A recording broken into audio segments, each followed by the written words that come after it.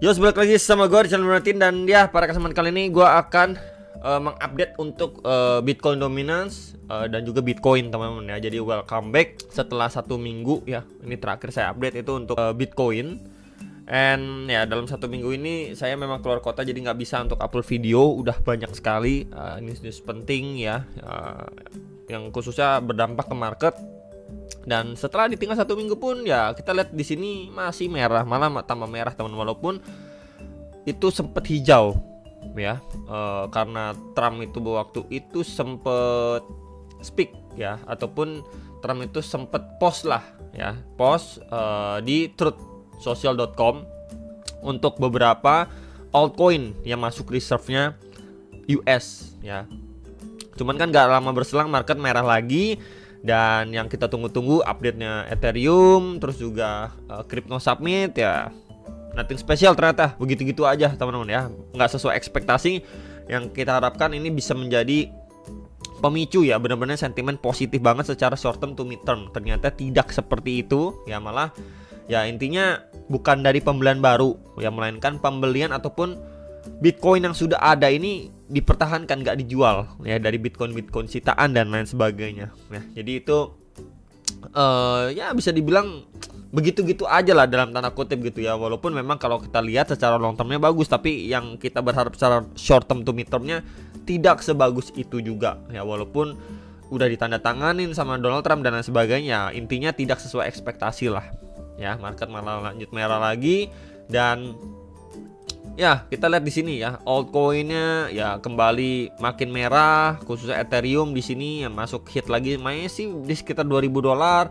Dan ya ini kurang mengenakan sebenarnya, dan kita masuk kembali di extreme fear di level 17 teman-teman ya. Jadi gimana teman-teman ya, melihat market yang seperti ini? Coba kalian tulis di kolom komentar, apakah kalian ada yang udah exit, atau udah ada yang udah menyerah, atau yang memang udah ini gak jelas banget marketnya, atau gimana? Kalian bisa tulis di kolom komentar bawah video ini teman-teman ya. And kalian juga bisa komen juga kira-kira altcoin apa yang mau saya update untuk teman-teman sekalian. Dan ya, kita lihat juga untuk news event yang penting di minggu ini. Sebenarnya ada job opening tanggal 11 Maret, 12 Maret ini ada CPI, 13 Maret nih ada initial jobless claim sama PPI ya, sama 10-year note auction ya. Kemudian di 14 Maretnya baru news event terakhir teman-teman. Nah, kalau di sini kita lihat dari previous ke forecast nih, baik core CPI ya, ini targetnya mengalami penurunan semua teman-teman. Targetnya mengalami penurunan semua. So kalau ya, balik lagi nih, ini kan tanggal 12 per hari ini saya bikin video ini tanggal 10, berarti 2 hari lagi. Kalau memang nanti kita benar dikasih datanya ini ya, maka sesuai ekspektasi plus adanya penurunan dari CPI, market mungkin bisa akan dikasih hijau dulu ya. Sekarang kan biasanya menjelang CPI atau menjelang news event penting, market udah buang barang dulu. Sekarang lagi merah gitu kan teman-teman. Jadi kalau misalkan ini sesuai ekspektasi ya, market akan kembali rebound ya. Ini yang bisa diperhatikan sekali lagi ya. Ini sebenarnya yang saya pribadi sangat-sangat berharap juga sih CPI-nya turun, dan ya untuk secara forecast ini bisa ke hit lah ya, bisa turun dari sebelumnya. Bahkan defisit forecast aja udah oke banget menurut saya, at least untuk di bulan ini. Walaupun sekitar 2 atau 3 hari lalu ya, itu Jerome Powell speak, dan ya speaknya pun masih sama ya, dia tidak terburu-buru untuk cut rate dan lain sebagainya. Jadi kita memang nanti news event di tanggal 19 itu kan ada the Fed rate decision ya. Mungkin kita nggak bisa berekspektasi banyak kalau memang mereka mau cut rate ya. Udah tahu lah jawabannya. Kalau misalkan dari speak sebelumnya itu mereka tidak akan melakukan cut rate sedini mungkin, karena tidak adanya urgency untuk melakukan cut rate. So secara short termnya ya, ini yang mungkin menjadi pantauan kita, dan hopefully CPI-nya bisa mengalami penurunan, market masih bisa dikasih hijau dulu lah ya teman-teman. Oke, kita lihat ETF dulu ya. Kita ngebahas dari segi ETF. ETF ini outflow-nya terus-terusan ya, walaupun beberapa 1-2 hari ya, tanggal 28 dan di tanggal 25 Maret ini adanya inflow, tapi yang nggak menutup nih, outflow-nya besar banget teman-teman.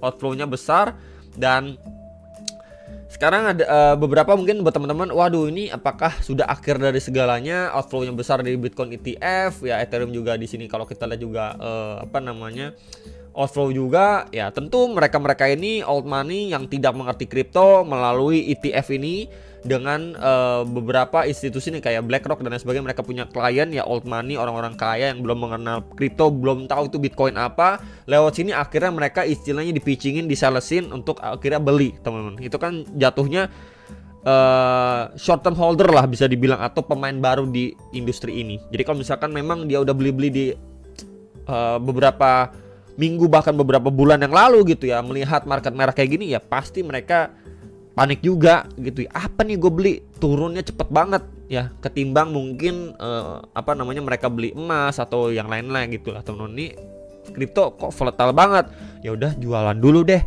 gitu. Akhirnya mereka buang barang dulu, takut juga kan. Nah jadi ya menurut saya masih wajar lah, walaupun mereka punya banyak uang kan, ini adalah hal yang baru untuk mereka gitu ya. Melihat kayak gini ya mereka panik, ya wajar akhirnya jualan juga gitu ya, teman-teman. Dan ya itu balik lagi ke teman-teman, kalau memang masih percaya dengan market bisa run lagi, ya teman-teman mungkin bisa melakukan DCA ketika market merah atau extreme fear. Ya seperti biasa kayak gitu. Waktu orang-orang mayoritas takut, ya udah di situ kesempatan kita melihat peluang. Tapi kalau memang teman-teman sudah menyerah atau sudah lelah atau sudah mau rehat dulu, ya silahkan aja gitu. Nggak ada masalah juga ya. Teman-teman juga keuangannya nggak kenapa-napa juga, mentalnya juga lebih terjaga daripada memaksakan ya. Di sisi lain marketnya pun juga nggak apa-apa kalau memang uang dari salah satu teman-teman masuk ke market atau tidak masuk ke market pun, market juga masih oke-oke aja ya. Toh juga di luar sana juga masih banyak orang yang belum pegang kripto dan ya nggak kenapa-napa juga mereka gitu, nggak profit dari kripto juga nggak apa-apa. Cuman di sini saya mau menekankan buat teman-teman yang masih yakin dan percaya, ya tetap pegang prinsip atau hold aja ya. Cuman kalau memang ada teman-teman yang sudah tidak percaya dan sebagainya, mau lepas ya silakan, itu keputusan dan uang kalian masing-masing, karena kalian yang paling tahu dengan keuangan dan kondisi kalian masing-masing ya. Oke. Di sini untuk liquidation heat map ya, per 3 hariannya ini tebal di bagian atas ya. Di sini di $87.000 teman-teman. Ya oke, di sini kita bisa mendapatkan salah satu info ya. Nanti kita akan nyambungin ke technical analisa. So, kita akan lihat dulu untuk Bitcoin dominance gimana. Secara overall Bitcoin dominance di sini masih sideways di range ini dan kurang lebih masih sejalan ya teman-teman di sini. Ini setelah dia adanya correction di sini wave A, B ya, dan ya sebenarnya progresnya masih sama untuk kita menunggu wave C-nya.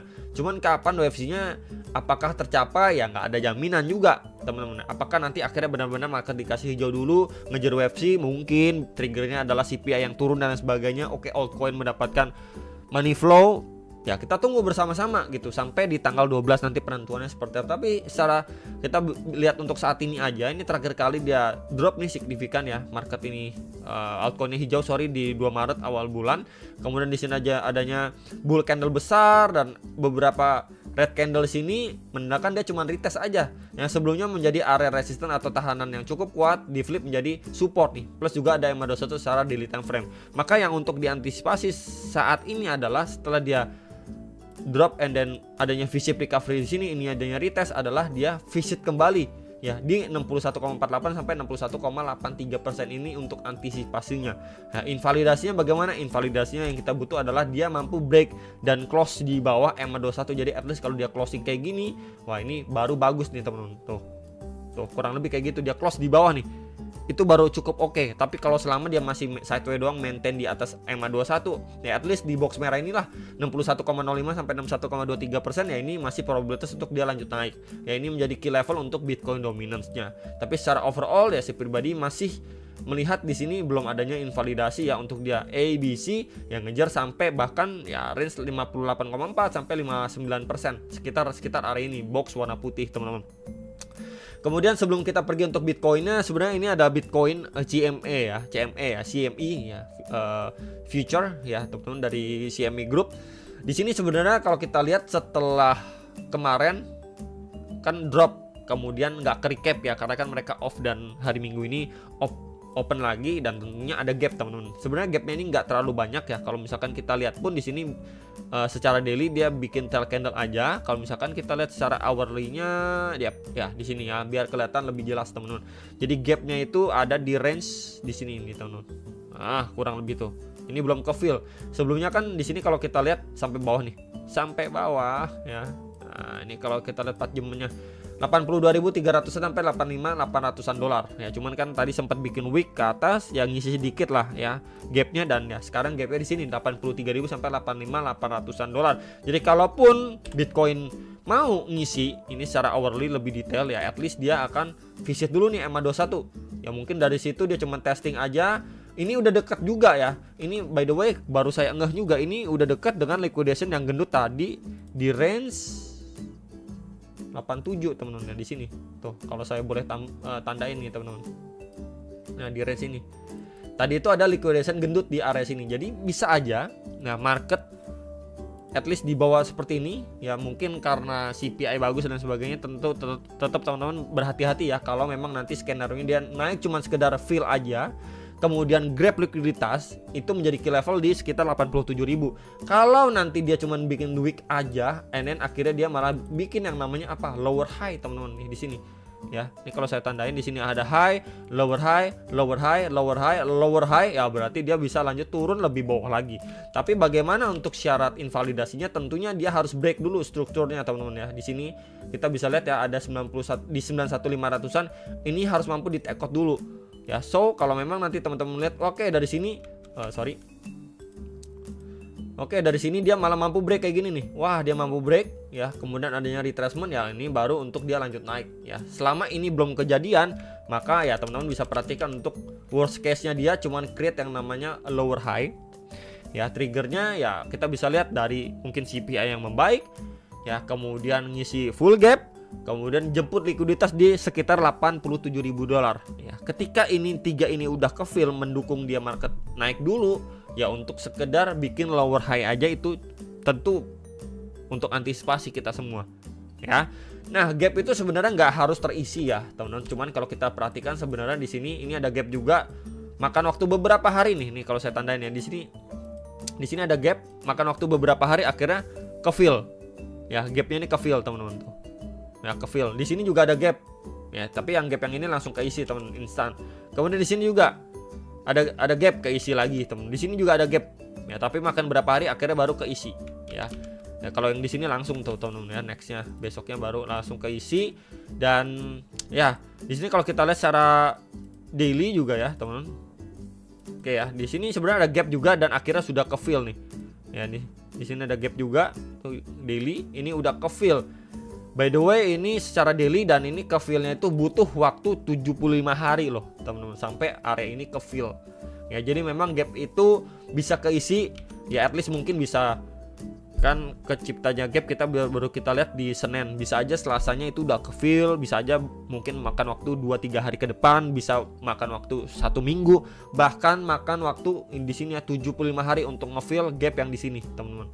Ya, jadi ya so far masih bisa berpeluang untuk di visit atau diisi dulu, fill dulu gapnya, kemudian ngejemput likuiditas yang gendut ini. Ya mungkin yang menjadi trigger saat ini yang paling masuk akal atau make sense adalah rilis data CPI yang mengalami penurunan ya. Itu dulu teman-teman untuk Bitcoin dominance, kemudian Bitcoin CME gap, dan yang terakhir untuk Bitcoinnya itu sendiri. Jadi kalau so far secara daily ya, kita lihat di sini dia masih ketahan di area tahanan support yang kuat, dan ya kalau kita lihat di sini terakhir ada area imbalance, dan kalau kita lihat dari CME pun di situ adanya gap, jadi itu adanya confluence. Oke, di sekitar 77.400 sampai 80.000 dolar, dan sekarang pun so far masih adanya istilahnya tahanan sedikit lah dari level area tersebut, karena terakhir kali di sini di visit 28 Februari and then dia nge-spike ya, rebound signifikan. Karena ini closingnya waktu weekend, ya kita lihat aja nih closingannya dengan red candle teman-teman. Jadi nggak menutup kemungkinan, ya balik lagi nggak menutup kemungkinan menjelang CPI market itu antara sideways atau dia ngisi lagi, testing lagi area ini ya, baru dia adanya V-shape recovery, dan mungkin by the time itu terjadi dia akan naik dulu, run up dulu. Mungkin triggernya adalah nanti rilis data CPI yang membaik. Dan sekali lagi saya reminder untuk teman-teman di range area ini ya, nih di sekitar 87 ya, di sekitar sini ya, ini adanya area tahanan juga ya.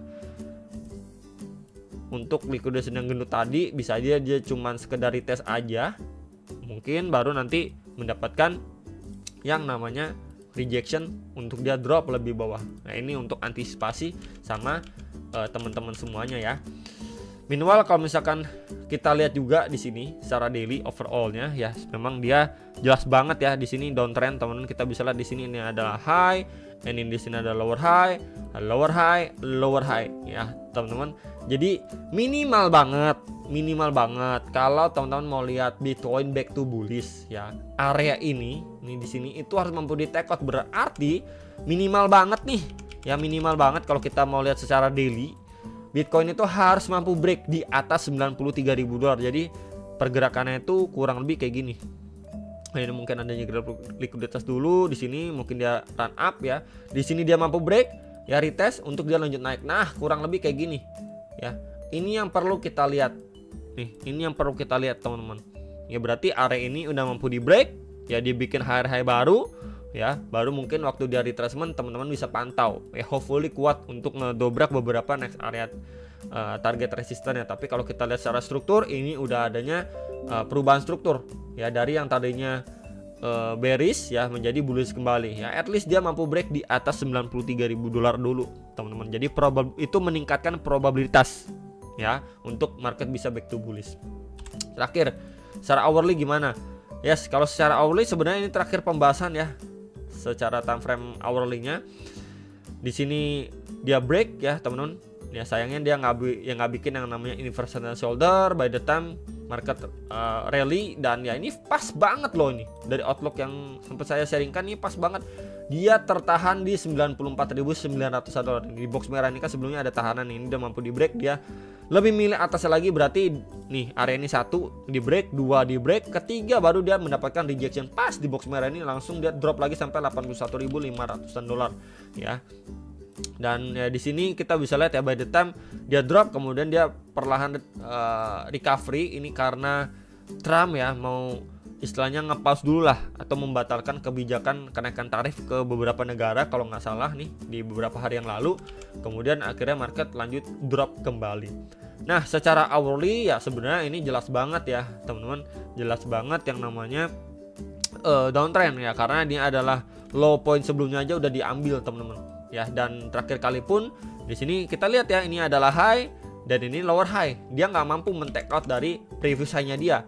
Ya dia malah bikin yang namanya lower high di area sini gitu. Jadi by the time pun nanti kita lihat oke, market ini bisa rally lagi atau bukan rally lah, maksudnya mantul dulu ya untuk dia recovery ya teman-teman. Mungkin bisa pantau dulu setidaknya untuk area terdekat nih teman-teman. Nih untuk area terdekat di berapa, kalau kita lihat secara time frame hourly 1 jam khususnya di area sini 85.500 sampai $86.500. Mungkin kalau bikin wick panjang sedikit ke atas, dia akan menghampiri di level yang liquidationnya gendut itu di $87.000 nih.